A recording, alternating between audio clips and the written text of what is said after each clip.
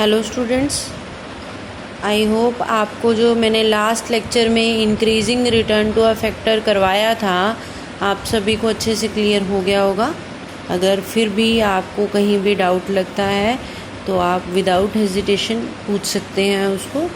ठीक है, नेक्स्ट हमारा ले रहे हैं हम constant return to a factor. Constant return to a factor refer the stage when increasing application of the variable factor no more result in increasing marginal product of the factor, rather marginal product of the factor tend to stabilize according total output increase only at the constant rate। कि हमारी जो output बढ़ेगी variable factor को change करने से हमारी जो output में चेंज आएगा वो सेम चेंज आएगा। पहले इंक्रीजिंग में आ रहा था ना, जैसे 4 के बाद हमने क्या दिखाया था, 8 की बजाय 10 हो गया था, 4 से सीधा 10, 10 से सीधा 18, इस तरह से बढ़ रहा था हमारा इंक्रीजिंग में। लेकिन अब क्या है, 1 यूनिट जब हम एक्स्ट्रा लगा रहे हैं तो लैंड एक ही है हमारे पास, लेकिन हमारी जो रिटर्न है वो कांस्टेंट हो गई है। कांस्टेंट मीन्स 1 लेबर लगाने से 5 हो रही है, 2 लगाने से 10 हो रही है, 3 लगाने से 15 हो रही है, 4 लगाने से, तो इनका जो एमपी जो है वो सेम आएगा सबका। एमपी आप देख रहे हैं एक स्ट्रेट लाइन में है, वहाँ पर हमारा एमपी कैसे था, इंक्रीजिंग में था कि हर बार बढ़ रहा था। यहाँ हमारा आउटपुट जो है वो इंक्रीज़ हो रहा है, नो डाउट आउटपुट हमारा इंक्रीज़ हो रहा है लेकिन कांस्टेंट रेट से हो रहा है। ठीक है, तो एमपी जो हमारा वो स्ट्रेट लाइन में आ जाएगा वेरिएबल फैक्टर से। अब इसके कोज क्या है, optimum use of the fixed factor. वहाँ हमने कहा था कि जिस फिक्स्ड फैक्टर का हम यूज़ कर रहे हैं उसका फुलर यूटिलाइजेशन बोला गया था, मीन्स पूर्णतः प्रयोग।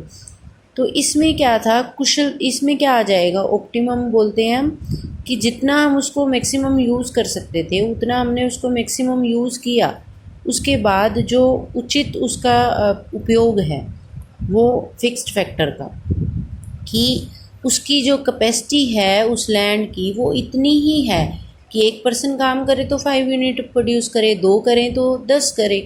ठीक है, तो सेकंड है हमारा आइडियल फैक्टर रेशो, कि इस पर जो फैक्टर रेशो लिया जा रहा है वो आइडियल फैक्टर रेशो लिया जा रहा है, means constant return to a factor correspondence on ideal ratio between fixed and variable factor, marginal product of the factor stabilized।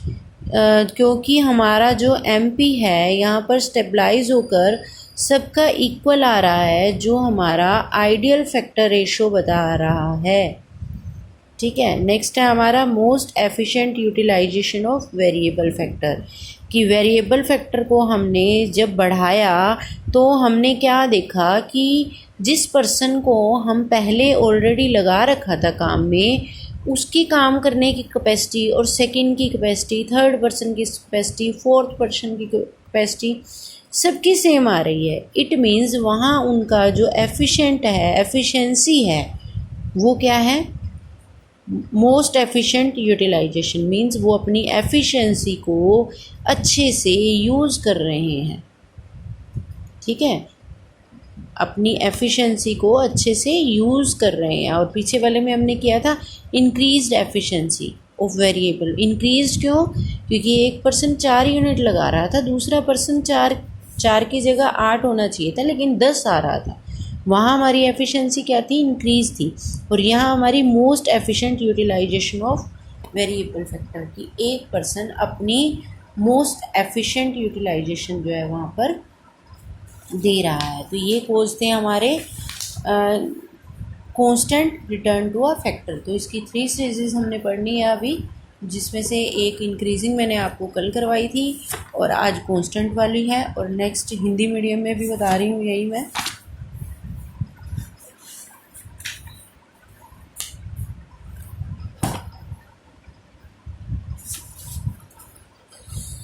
ये है जी हमारा समान प्रतिफल के नियम, इसको हिंदी में बोलते हैं कारक के समान प्रतिफल का नियम।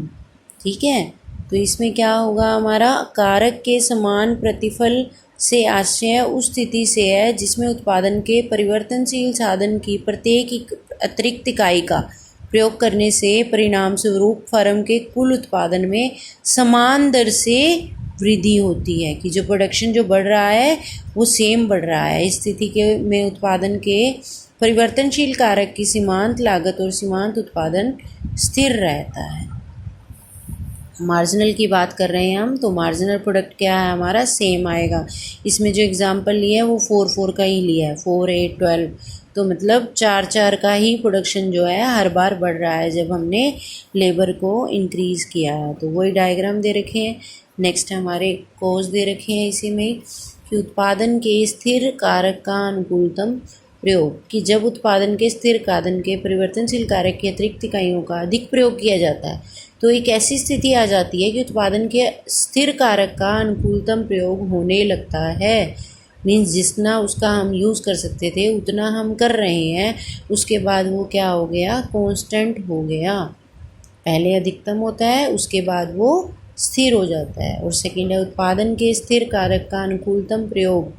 उपयुक्त की भांति जब उत्पादन के स्थिर कारक के साथ परिवर्तनशील कारक की अतिरिक्त इकाइयों का अधिक प्रयोग किया जाता है तो ऐसी दिशा में उत्पादन के परिवर्तनशील कारक का कुशलतम प्रयोग होने लगता है।